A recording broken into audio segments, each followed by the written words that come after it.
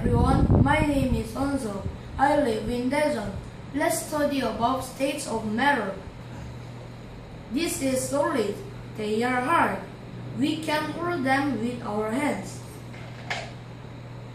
We can see them with our eyes. They can flow. This is liquid. We can't hold them. Liquids flow. We can see them.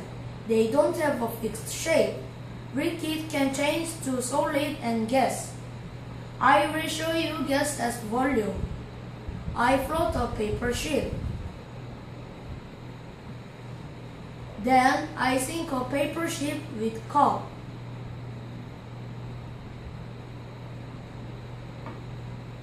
Is this ship wet?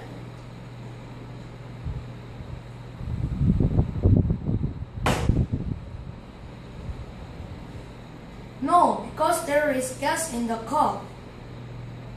Gas has volume and weight. Thank you for listening.